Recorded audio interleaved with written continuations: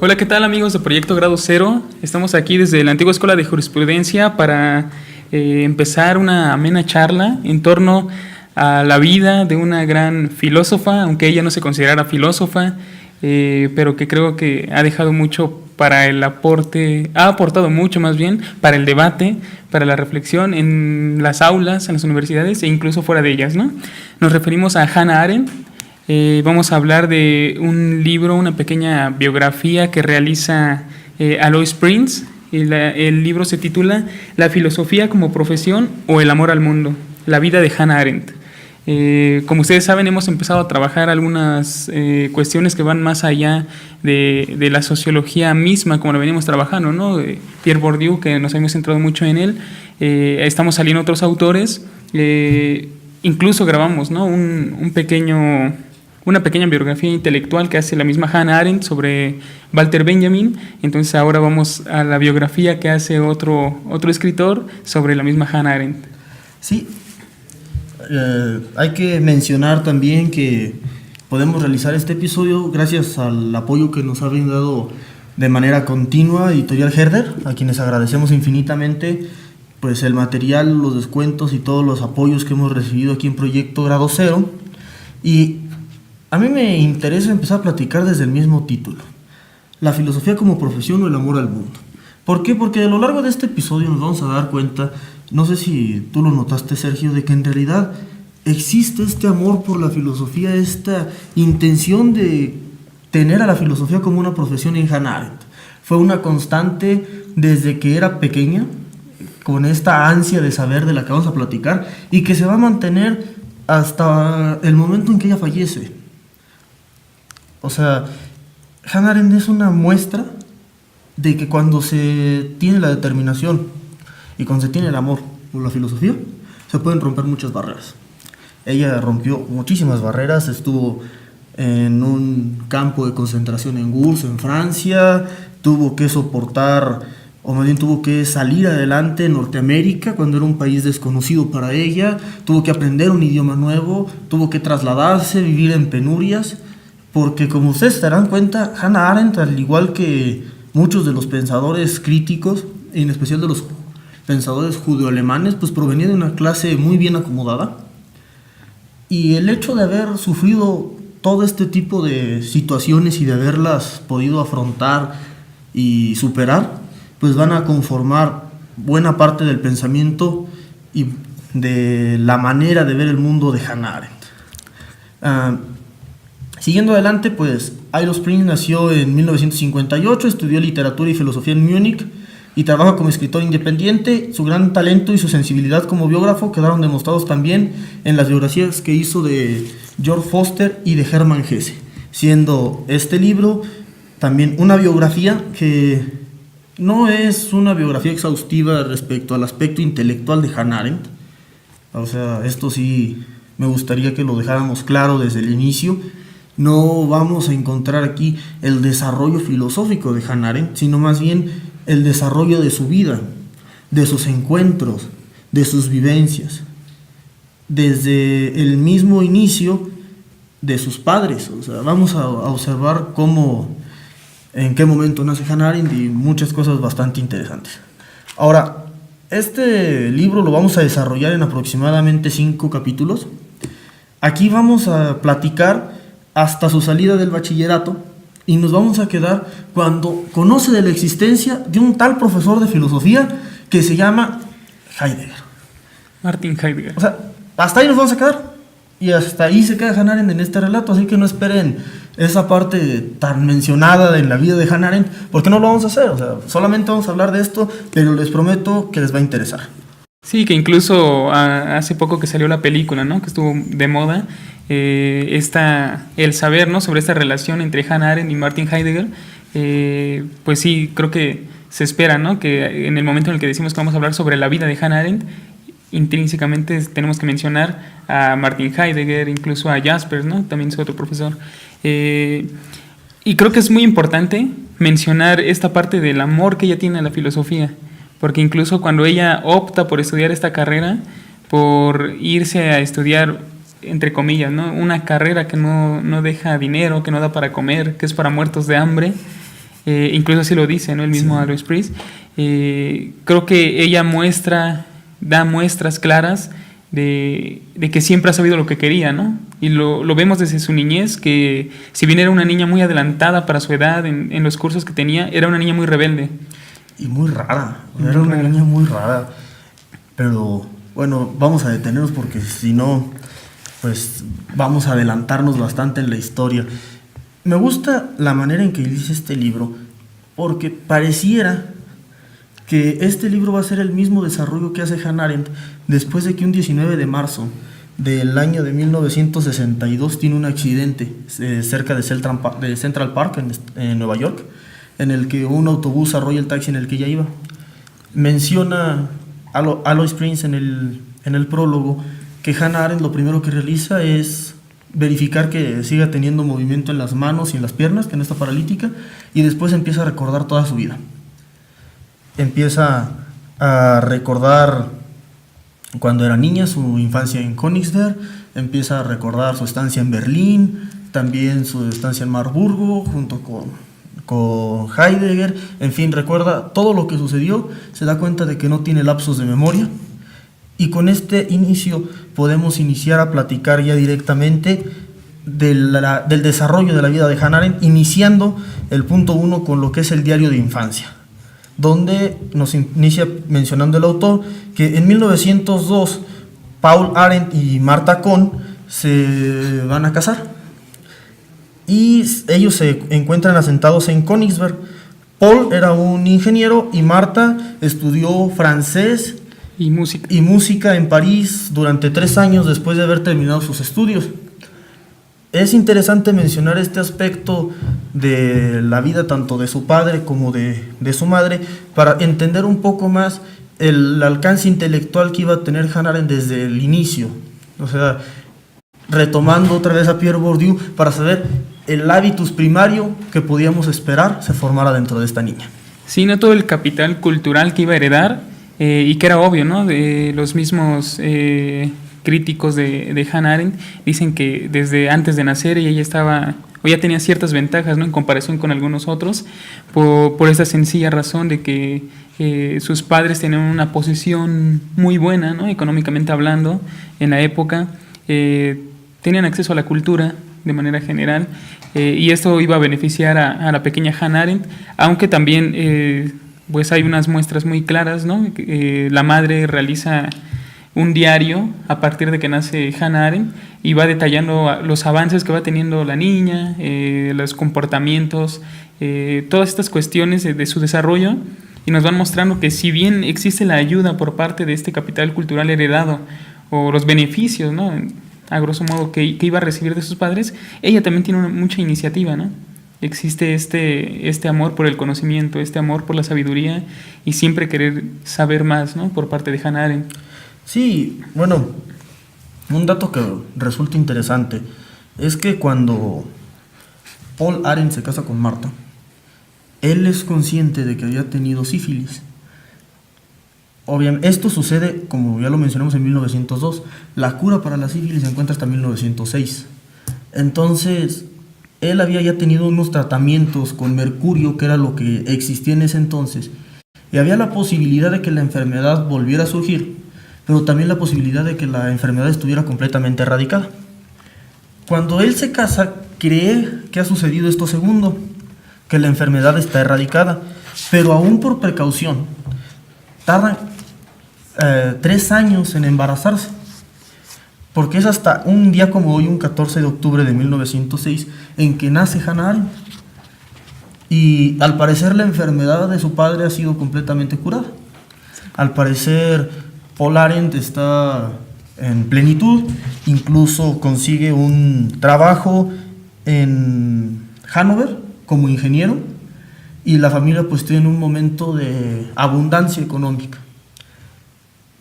Todo era felicidad hasta que pues después nos damos cuenta de que en realidad el joven Paul Arendt no ha superado la sífilis. Sí, no, nunca se fue. Nunca se fue, estuvo presente, y pocos años después del nacimiento de Hannah Arendt, él recae en la enfermedad, y recae de una forma muy fea.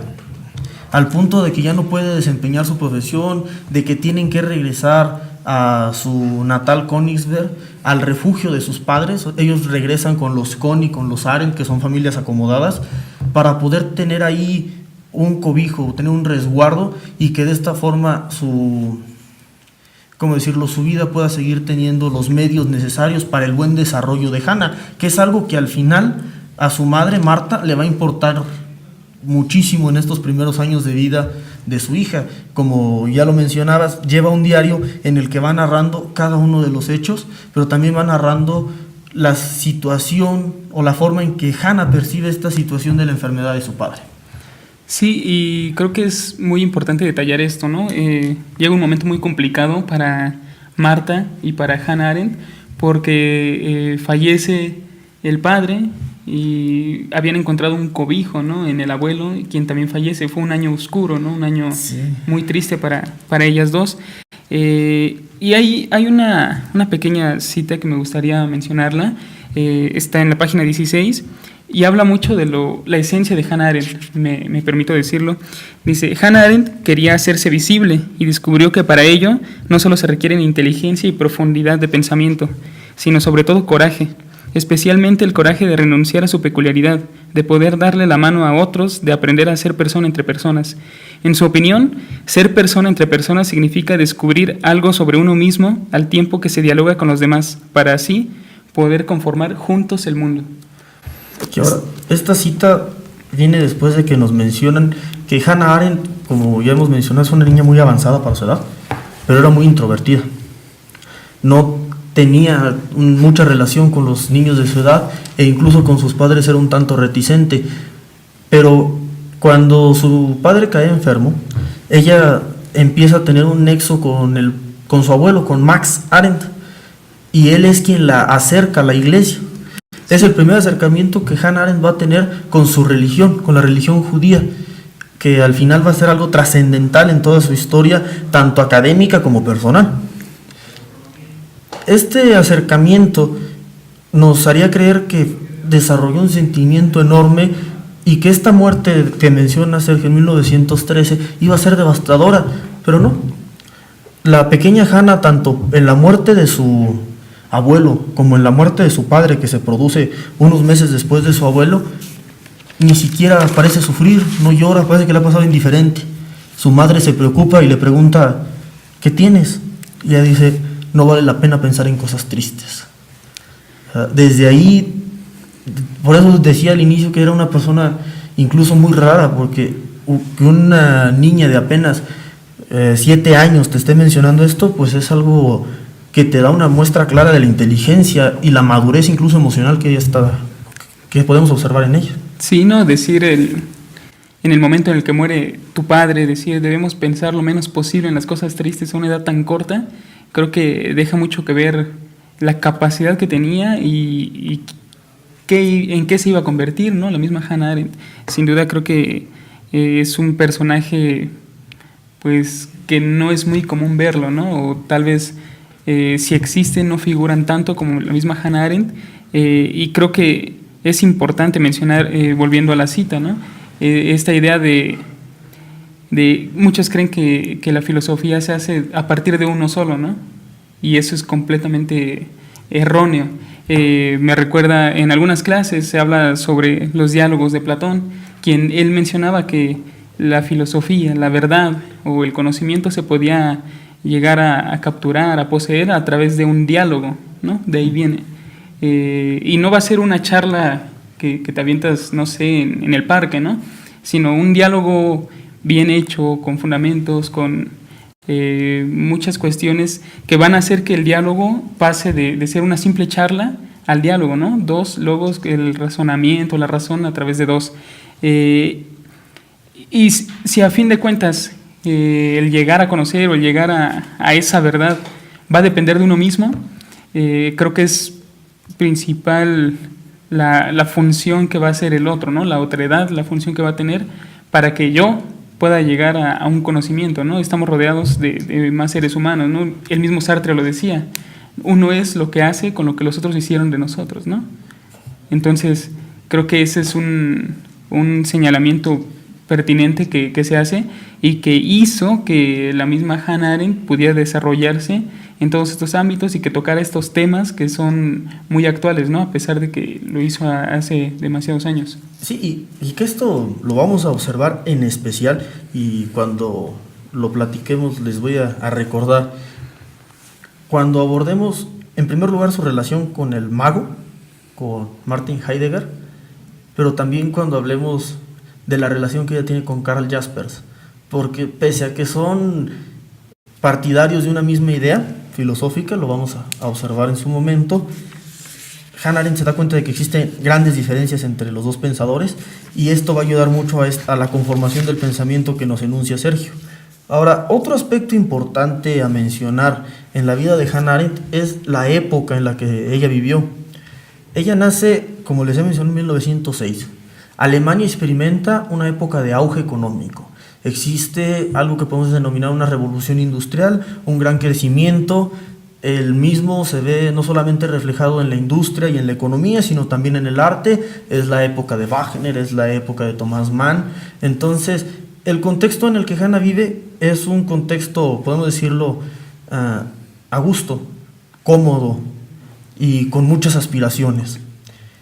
Pero a la muerte de sus padres, en 1913, de su padre y de su abuelo en 1913, ya vamos a empezar a ver signos de otra cosa. ¿Por qué?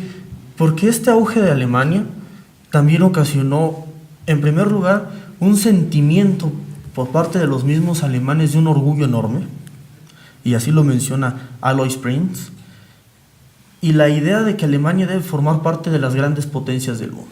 Alemania debe figurar en el escenario mundial y debe ser una gran potencia, algo que las otras potencias existentes obviamente no iban a aceptar tan fácilmente.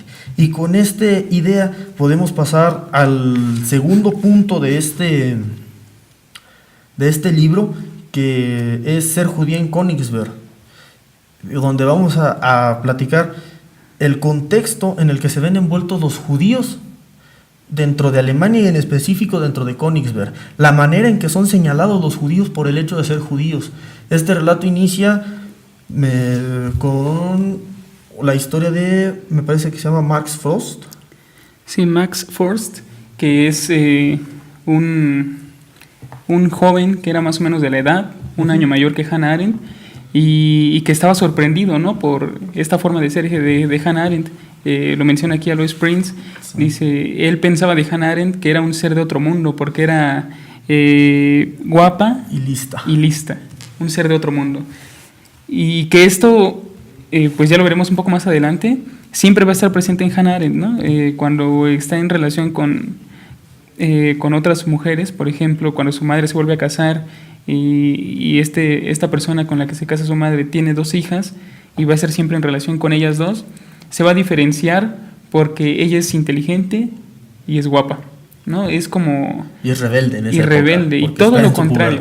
Todo lo contrario, las niñas eran modositas, eran... un poco feitas. Sí, ¿no? Y Hannah Arendt destacaba, más que por su belleza o más que por su inteligencia, esa conjunción, ¿no? Esa armonía entre esos dos. Yo creo que esta inteligencia y esta rebeldía de Hannah Arendt creaban alrededor de ella una especie de aureola que hacía que se vieran aún más bella de lo que en realidad era. Porque aquí este libro también nos proporciona algunas fotografías que van desde la niñez de Hannah Arendt hasta ya un poco de tiempo antes de morir, en el cual vamos a observar que realmente Hannah Arendt era una persona atractiva, pero tampoco podemos hablar de que era una mujer despampanante. Por eso les digo esta idea de que puede ser una especie de aureola, su inteligencia, su rebeldía, sus pensamientos brillantes, suspicaces.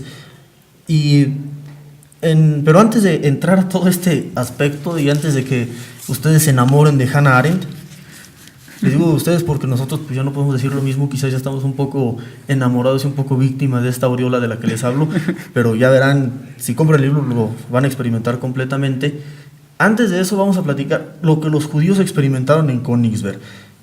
Königsberg era una ciudad al inicio de 1914 en la que existían 250,000 habitantes, de los cuales solamente 4.500 eran judíos. Recuerden el dato, 4.500 judíos, en total 250,000 habitantes. Pero dentro de estos judíos existían diferencias. Existían los judíos que podemos denominar recalcitrantes, que seguían ejerciendo su profesión, su religión de manera férrea, que incluso seguían vistiendo de manera tradicional. Sí. Existían unos judíos que eran en su mayoría de clase media, como la familia de Marx Schulz, que si bien no renegaban de su religión, tampoco era un estandarte para ellos.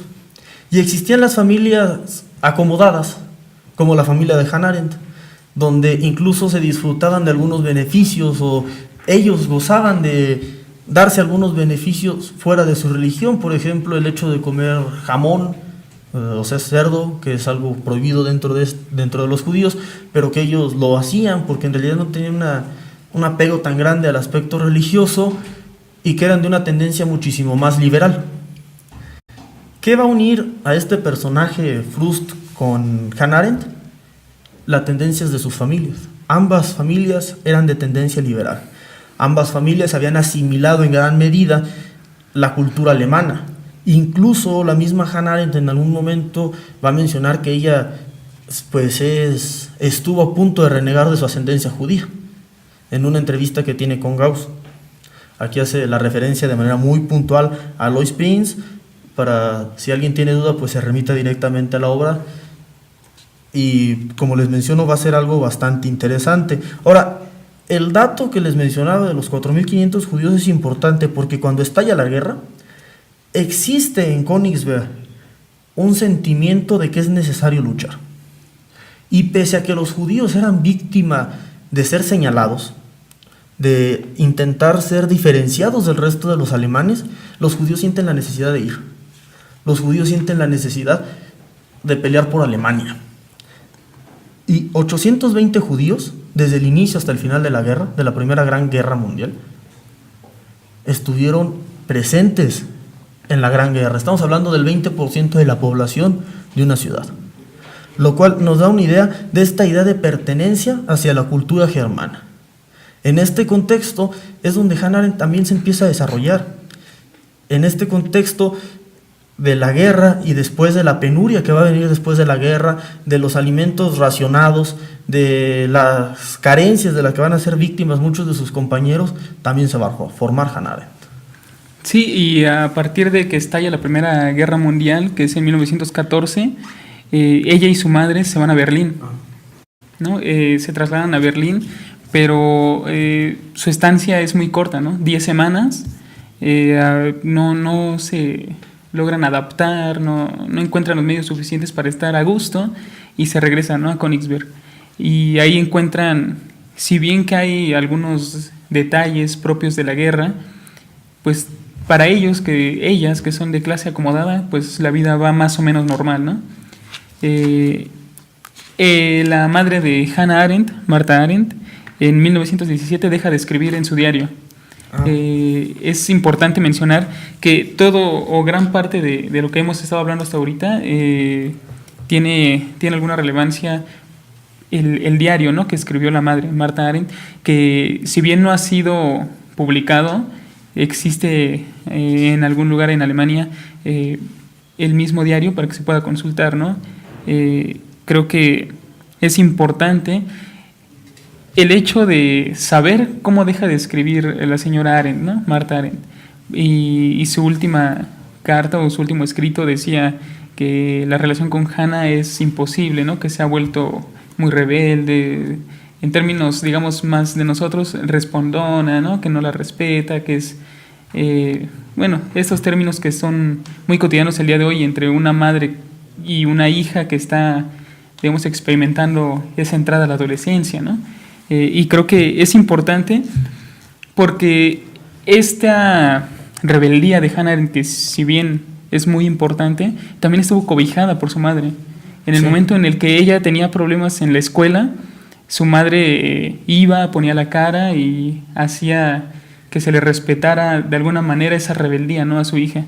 Incluso por la misma clase social en la que se encontraban, podía tener, digamos, ciertas amistades para ayudarle a conseguir ciertos fines, ¿no? El bachillerato no lo termina Hannah Arendt como, digamos, de una manera escolarizada, ¿no? La expulsan, hay que mencionarlo tal cual, la expulsan a Hannah Arendt por esta rebeldía tan marcada que estaba manifestando, y que, como mencionas, esta protección que todo el tiempo tuvo Marta sobre Hannah, y de la que Hannah era consciente, porque Hannah todo el tiempo fue consciente de que existía, pues va a significar bastante en el desarrollo de esta etapa en la vida de Hannah Arendt, porque por un lado no le exige que deje ciertas extravagancias como desayunar ella sola más temprano que los demás para poder comer mucho sin que sus hermanastras la vean, el no participar en reuniones familiares, hasta extravagancias ya del contexto escolar como decir que uno no se tiene que estar levantando temprano para ir a la escuela, y que Marta vaya a la escuela, como estás diciendo, y les diga, es que Hannah no quiere. No va a entrar a su clase de griego. Y aún así Hannah sea de las mejores dentro de toda la escuela. Pese a que no asistía a esa clase, Hannah manejaba muy bien tanto esa materia como las demás. Sí, incluso se habla que durante estos años, esta etapa de su vida, ingresa a un círculo de estudios, ¿no? De unos estudiosos jóvenes que se encargaron de estudiar griego, que estudiaban literatura y por supuesto textos filosóficos, los cuales le ayudaron en una gran medida, ¿no? A formar todo este pensamiento filosófico que la caracteriza, y que, bueno, desde aquí empieza a verse la tendencia que va a tener Hannah Arendt por buscar el amor, y buscar el amor en un hombre, pero no un hombre cualquiera, sino un hombre que resalte por la inteligencia, ¿no? Se habla de el joven que es el que se encarga de inaugurar o organizar estos círculos de estudio, es 5 años mayor que ella. Sí. Y pues sí existe como esas habladurías entre la misma sociedad, que esta niña anda con una persona 5 años mayor que ella, pero a ella no le importa, ¿no? Le importa que su relación con el otro sea fructífera en términos del conocimiento. Igual se va a ver más adelante, ¿no? Un profesor que le va a dar la clase de teología, me parece, que igual lo hace de una manera no muy habitual a como lo hacían en ese tiempo, y también lo atrae, ¿no? La atrae. Y esto va a irse reflejando hasta que lleguemos a hablar de Martin Heidegger, que es como el máximo, ¿no? de lo que ella estaba buscando.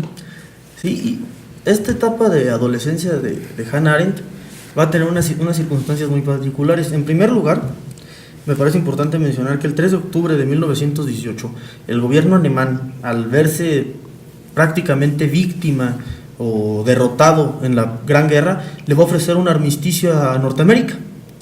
Este armisticio hace que la población crea la existencia de una puñalada por la espalda. Se habla de que los soldados del frente van a ser sacrificados con tal de que exista la paz, y al final, pues Alemania se rinde ante todas las pretensiones de los aliados, y va a terminar, como todos sabemos, pues teniendo consecuencias enormes económicamente.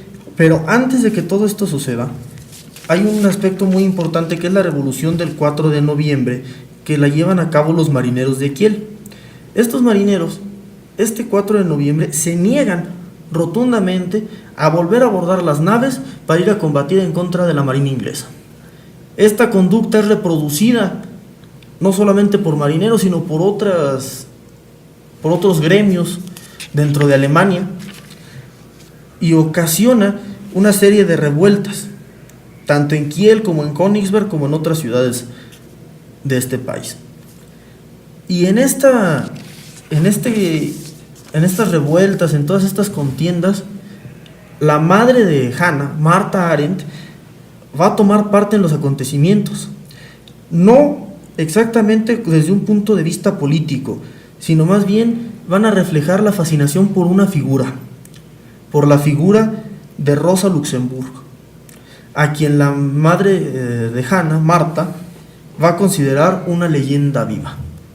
Esta anotación que hace Alois Prinz sobre la importancia en la vida de Marta de un personaje como Rosa Luxemburg, pues nos da una idea enorme de las influencias que empezaba a tener Hannah Arendt, porque también menciona Alois Prinz que Hannah se involucra en estos debates que está teniendo su madre, en estas charlas, en estas pláticas, acerca de la situación actual y de la revolución.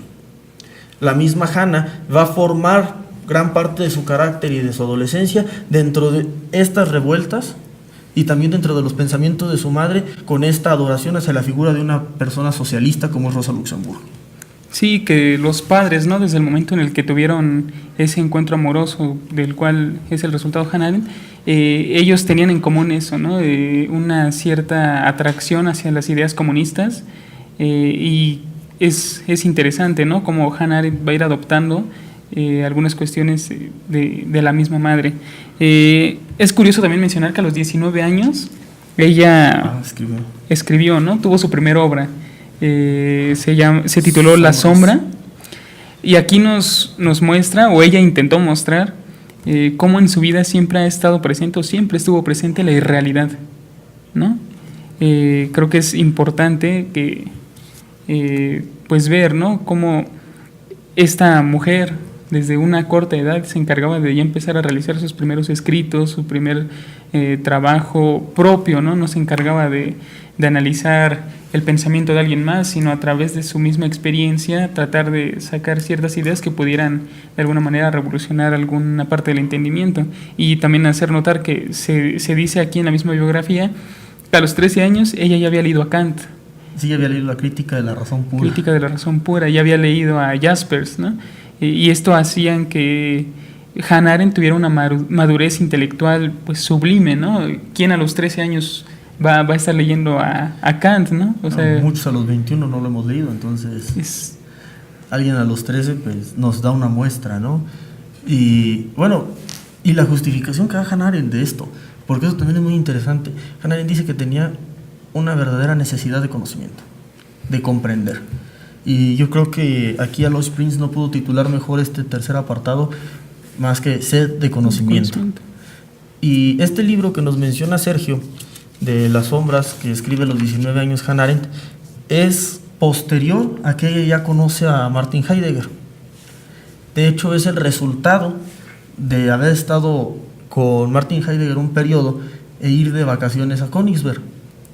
Vamos a entender un poco más el contexto de este libro cuando veamos ya la relación que van a tener estos dos personajes y esta especial, ¿cómo decirlo?, dialéctica entre ambos, porque tanto Martin Heidegger va a necesitar de Hannah como su musa, como Hannah va a necesitar de Heidegger como su maestro. Vamos a observarlo y es muy bonito la manera en que Hannah Arendt asume el papel de alumna, incluso en el aspecto del amor, y la manera en que Hannah va a ver el amor a partir de Heidegger y la manera en que va a ver el amor a partir de las otras personas con las cuales se desarrolla, hasta culminar con su matrimonio con un comunista, pero del que vamos a platicar en nuestra siguiente emisión. Antes de continuar, a mí me parece muy interesante que después de que suceden estos hechos que nos narró Sergio hace un momento, de cómo logra ella el bachillerato haciendo los exámenes gracias a las intervenciones de su madre, ella está en Königsberg, pero no tarda en marcharse de ahí, y desde ese momento se da cuenta de que le espera una vida bastante singular. Y es justamente el que podríamos denominar director de estos círculos de estudios el que le dice de la existencia del mago, del profesor de filosofía Martin Heidegger, y le menciona que es un profesor joven que está abordando estos temas de una manera totalmente distinta, que está haciendo que las cosas vivan por sí mismas, lo cual va a impresionar enormemente a Hannah Arendt y va a decidir viajar a Marburgo a estudiar con Martin Heidegger y a desarrollar su formación filosófica. Sí, creo que es importante, ¿no? Digamos, algunos pueden pensar que el inmiscuirse en un círculo de amigos que se encargan de estudiar determinados textos, el griego, no podría tener algunas otras implicaciones más que el mismo conocimiento, los debates que se den en ese lugar.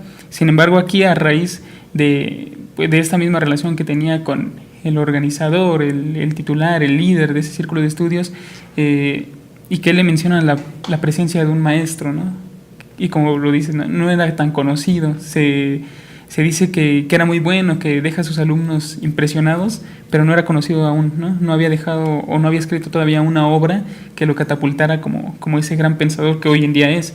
Y a ella no le importa, ¿no? Ella dice, yo me voy a trasladar, voy a hacer lo posible, mover cielo, mar y tierra para poder estudiar con ese maestro que se dice que es muy bueno y que termina siendo la principal influencia, no es la única, ¿no? Sino la principal para el desarrollo de todo su pensamiento. Definitivamente. Y bueno, adelantándome un poquito a lo que vamos a platicar en el siguiente episodio, a mí me gustó mucho una declaración que recoge Alois Prinz en este libro, donde dice Heidegger que sin Hannah no hubiera podido escribir Ser y Tiempo. O sea, estamos hablando de la obra más importante del filósofo, la obra más conocida. Y él mismo lo reconoce, sin Hannah no lo hubiera podido, no hubiera logrado escribir esta obra, porque esta obra la va a escribir justamente en el periodo en que ellos se están relacionando y en el periodo en que Hannah Arendt es la inspiración para Martin Heidegger. Yo creo que con esta introducción pues ya se han de haber quedado picados, ya han de estar buscando por ahí cuánto cuesta el libro, dónde lo pueden comprar, dónde lo pueden recoger. En lo personal les digo, se lo recomiendo mucho. Es una lectura muy ligera, es una lectura bastante comprensible, muy bien logrado el libro, a mí me ha gustado mucho y pues los invito a que lo busquen, lo compren o lo consigan prestado o como sea, pero que consigan este libro, lo lean y que nos escuchemos dentro de poco tiempo, también ya sea en este formato por audio o en este nuevo formato que estamos adquiriendo aquí en Grado Cero, que es mediante video. Nos dejen sus pláticas, nos dejen sus comentarios, sus críticas, sus incluso anotaciones y nos digan qué nos faltó, qué nos sobró o incluso dónde nos equivocamos después de haber leído este libro y de haber pues entrado quizás un poco más a la vida de esta gran escritora que es Hannah Arendt.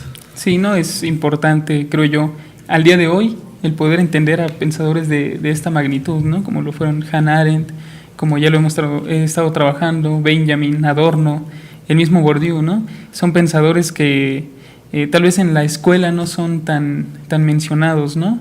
No son tan profundizados.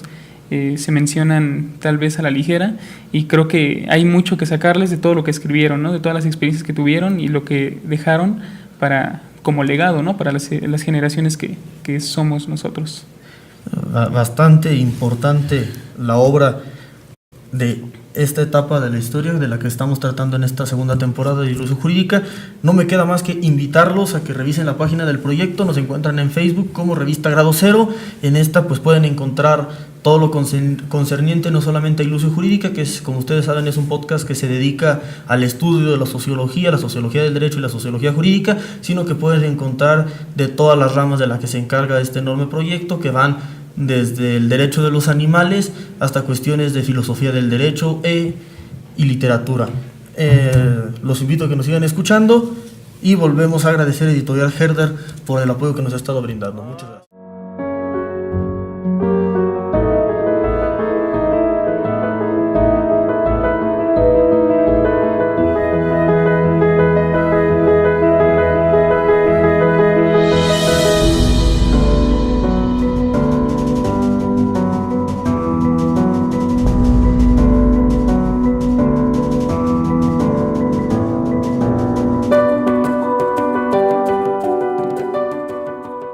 Hablar de un libro, una pequeña biografía que realiza Alois Prinz. El libro se titula La filosofía como profesión o el amor al mundo, la vida de Hannah Arendt. Como ustedes saben, hemos empezado a trabajar algunas cuestiones que van más allá de la sociología misma, como lo venimos trabajando, ¿no? Pierre Bourdieu, que nos hemos centrado mucho en él. Estamos saliendo otros autores. Incluso grabamos, ¿no? Una pequeña biografía intelectual que hace la misma Hannah Arendt sobre Walter Benjamin. Entonces ahora vamos a la biografía que hace otro escritor sobre la misma Hannah Arendt.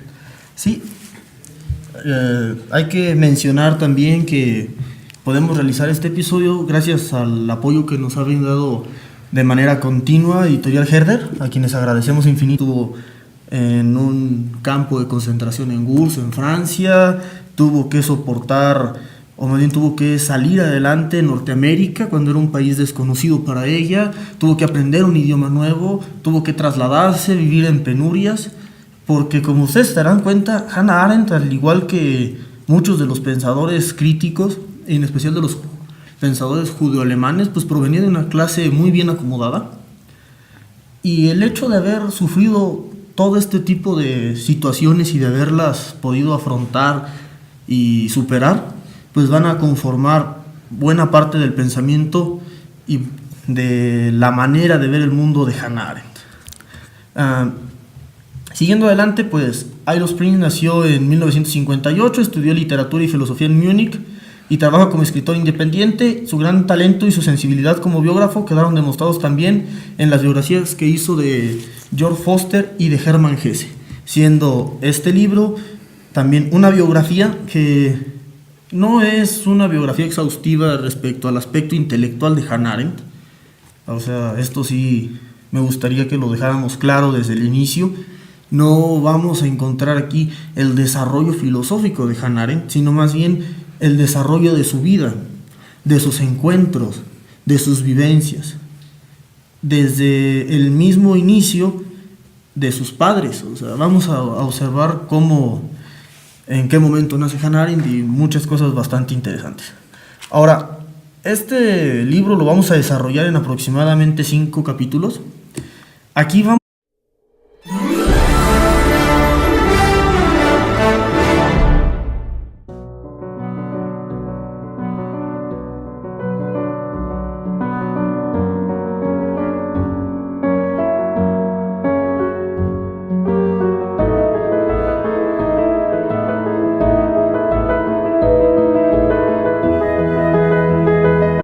Hola, ¿qué tal amigos de Proyecto Grado Cero? Estamos aquí desde la antigua Escuela de Jurisprudencia para empezar una amena charla en torno a la vida de una gran filósofa, aunque ella no se considerara filósofa, pero que creo que ha dejado mucho para el aporte, ha aportado mucho más bien para el debate, para la reflexión en las aulas, en las universidades e incluso fuera de ellas, ¿no? Nos referimos a Hannah Arendt.